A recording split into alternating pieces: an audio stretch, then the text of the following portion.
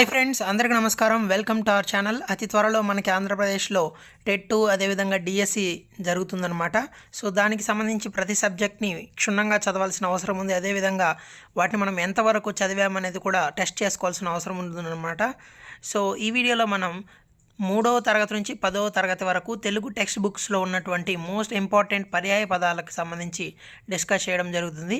So వీడియోని చివరి వరకు చూడండి. ఈ వీడియో చూడడం ద్వారా మీకు డిఎస్సిలో కానీ టెట్లో కానీ ఒక 2 మార్కులు అనేది సాధించే అవకాశం ఉంటుంది. So don't miss the video. So let's start. అఘము అంటే పాపము, దురితము. అధికం అంటే ఎక్కువ, మెండు. అనలం అంటే అగ్ని, వహ్ని. అబ్ది అనగా సముద్రము, జలది. అశ్వము అంటే గుర్రం, త్వరగం. ఇంతి అంటే స్త్రీ, వనిత, మహిళ, ఇలా చాలా వస్తాయి. ఉదకము అంటే నీరు, జలం. ఉర్వి అంటే భూమి, వసుధ. కన్ను అంటే నేత్రము, నయనము. కపి అనగా కోతి, మర్కటం. కుమారుడు తనయుడు, పుత్రుడు. కూరిమి అంటే స్నేహము, చెలిమి. కాశీ వారణాసి, అవిముక్తం. డెందము అంటే హృదయం, యద. తండ్రి అంటే జనకుడు, పిత, నాన్న, ఇలా చాలా వస్తాయి. సో ఇక్కడ ఇచ్చినవే కాకుండా జనరల్గా మనం యూజ్ చేసేవి కూడా తెలుసుకుంటే మంచిది. సో అక్కడ మనకి ఎగ్జామినేషన్లు ఇచ్చినప్పుడు అవి కూడా ఇచ్చే అవకాశం ఉంటుందంట.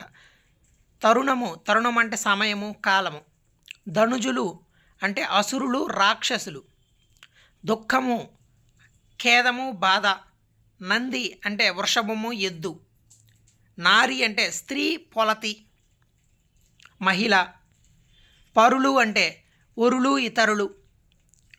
పామరుడు అంటే అజ్ఞుడు, నీచుడు. ప్రతీక అంటే గుర్తు, చిహ్నము. ఇది మనం ఇంతకుముందు వీడియోస్లో డిస్కస్ చేసినప్పుడు ఎగ్జామ్లో కూడా రావడం జరిగింది. అది ప్రారంభం అంటే అంకురార్పణ, మొదలు. ప్రాచీనము అంటే ప్రాక్తనం, సనాతనం. ప్రాణం అంటే ఉసురు, జీవం. భాస్కరుడు అంటే సూర్యుడు, బాణుడు. మఖాం అంటే బస, నివాసం. మఖాం మార్చేసేవంటాం కదా. మదం అంటే గర్వము, పొగరు. మాత అనగా తల్లి, జనని, అమ్మ, మాత, చాలా వస్తాయి. మేను అంటే శరీరము, దేహము. మైత్రి అంటే స్నేహం, నెయ్యం. రణం అనగా పర్యాయ పదాలు యుద్ధము, పోరు. రథము అంటే తేరు, స్యందనం. సో ఇది కొంచెం ఇంపార్టెంట్, డిఫరెంట్గా ఉంది కాబట్టి గుర్తుపెట్టుకోండి. రథము అంటే తేరు, స్యందనం. రాజు అంటే ప్రభువు, భూపతి. వృక్షం అంటే చెట్టు, తరవు. సకలం అంటే సర్వము, సమస్తము అనే అర్థం. స్వర్గం అంటే దివి, నాకం. స్వర్గానికి పర్యాయ పదాలు దివి, నాకం. పోరాటము, దాని పర్యాయ పదాలు యుద్ధము, రణము. బడి పర్యాయ పదాలు వచ్చేసి పాఠశాల, విద్యాలయం. చేటు అంటే కీడు, ఆపద. దుమ్ము అంటే పరాగము, ధూళి. దొర అంటే అధిపతి, రాజు. వటము అంటే మర్రి చెట్టు, బహుపాదము. పిల్లి అనగా బిడాలము, మార్జాలము. ఇది కూడా గుర్తుపెట్టుకోండి కొంచెం. ఎలుక అంటే మూషికము, కనకము. గొడ్ల గోబ అంటే ఉలూకము, గోబ. నమస్కారం అంటే కైమోడుపు, అంజలి. అనురాగము అంటే ప్రేమ, స్నేహం. అమితము అంటే మిక్కిలి, అధికం. అరణ్యం అంటే అడవి, ఖాన. ఆత్మ అంటే మనస్సు, హృదయం. ఏడాది అంటే 7 సంవత్సరం. కనకము అంటే బంగారము, పసిడి. కన్ను అంటే నేత్రము, దృష్టి. కర్ణము అంటే చెవి, వీణు. వీణుల విందు అంటాం కదా, అంటే చెవికి సంబంధించింది. కుదురు అంటే ఊతము, ఆధారము. కులము అంటే తెగ, జాతి. గగనము అంటే ఆకాశము, అంతరిక్షము. గర్భము అంటే కడుపు, పిండము. గోవు అంటే ఆవు, ధేనువు. చెట్టు అంటే మాను, వృక్షం. జలది అనగా సముద్రము, కడలి. తల్లి అంటే అమ్మ, జనని. దహనుడు అంటే అగ్నిదేవుడు, అనలం. దళము అంటే సేన, సైన్యము. తెటవు అంటే శక్తి, ధైర్యం. దుగ్ధము అంటే పాలు, క్షీరం. ఇది కూడా కొంచెం గుర్తుపెట్టుకోండి, ఇంపార్టెంట్. పరాక్రమం అంటే శౌర్యము, పౌరుషము. పల్లము అంటే లోతు, గోయి. పెళ్ళి అంటే వివాహము, పరిణయం. ప్రళయము అంటే యుగాంతము, విలయం. ప్రేమ అనగా పేర్మి, ప్రీతి. పాలాక్షుడు అంటే శివుడు, హరుడు. మంద అంటే గుంపు, సమూహం. తర్వాత వనం అంటే అడవి, కాననం, అటవి. కోపం దాని పర్యాయ పదాలు అసహనం, అలుగుట, ఆగ్రహం, కినుకు. కుప్పించు అంటే దుముకు, దూకు. కపి అంటే కోతి, మర్కటం, వానరం, నగచరం, వనచరం ఇవన్నీ వస్తాయన్నమాట. నేల పర్యాయ పదాలు వచ్చేసి భూమి, పృథ్వీ, మహి, ఉర్వి 4 వచ్చాయి. సో వీటిని గుర్తుపెట్టుకోండి. పాటు అంటే పని, సంపాతం. పని పాట లేదంటాం కదా. సేన అంటే సైన్యము, దండు, బలము, వాహిని. మనస్సు అంటే మది, చిత్తము. పాదము అంటే అడుగు, అంగ్రి, చరణము ఇలా వస్తాయి. ఆనందం అంటే ముదుము, హర్షము, ప్రమోదము. శుక్లము అంటే శ్వేతము, ధవలము. వార అంటే వర్షము, వృష్టి, జడి. యజ్ఞము అంటే యాగము, క్రతువు, దుఃఖము. సంగ్రామం యుద్ధము, పోరు, సమరము, రణము, కలహము ఇవన్నీ వస్తాయి. దేవాలయం అంటే కోవెల, గుడి. దళము అంటే బృందము, సమూహము. నయనం అంటే కన్ను, నేత్రము. పల్లె అంటే గ్రామము, జనపదం. హృదయం అంటే గుండె, యద. భూమి అంటే మహి, అవని, ఉర్వి, వసుధ. వసుధ భూమి, ధరణి ఇవన్నీ కూడా పర్యాయ పదాలు.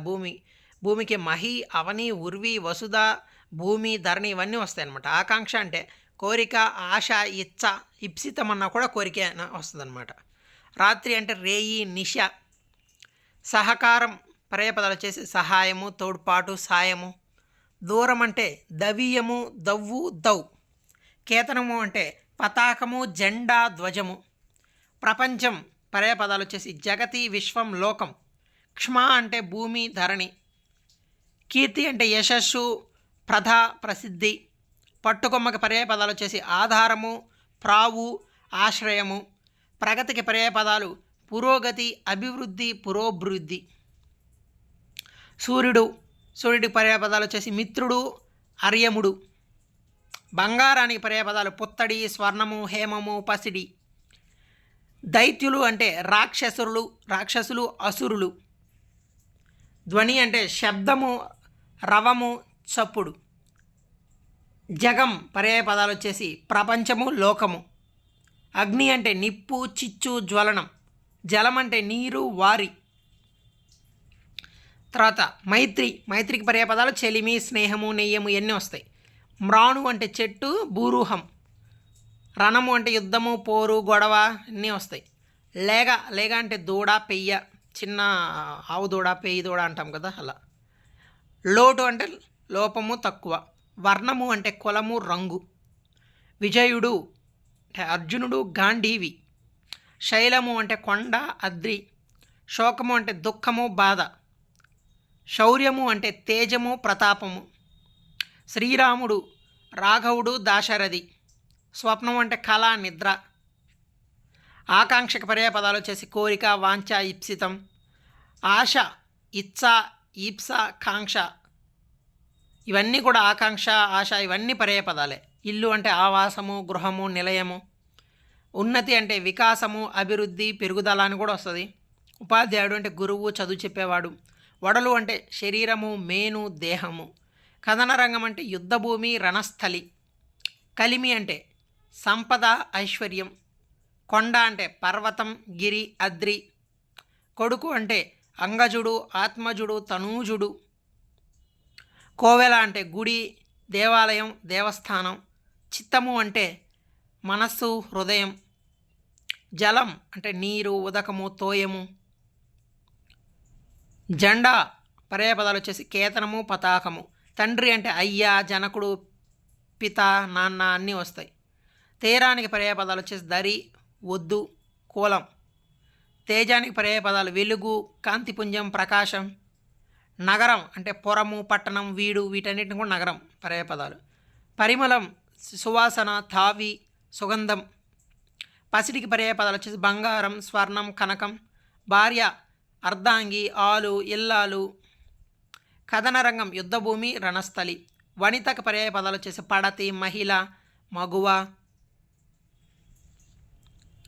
సంవత్సరం పర్యాయ పదాలు వచ్చేసి వర్షం, వత్సరం, ఏడాది. విల్లుకి పర్యాయ పదాలు ధనుస్సు, చాపము, కారుముఖము.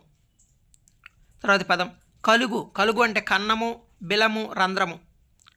తర్వాత పదం విప్పారు అంటే విస్తరించు, వ్యాపించు. తర్వాత పదం తరువు అంటే చెట్టు, వృక్షము, మ్రాణు, భుజము, క్షమాజము ఇవన్నీ వస్తాయి. తర్వాత పదం కంఠీరవం అంటే సింహము, మృగరాజు, కేసరి, పాంచస్యం.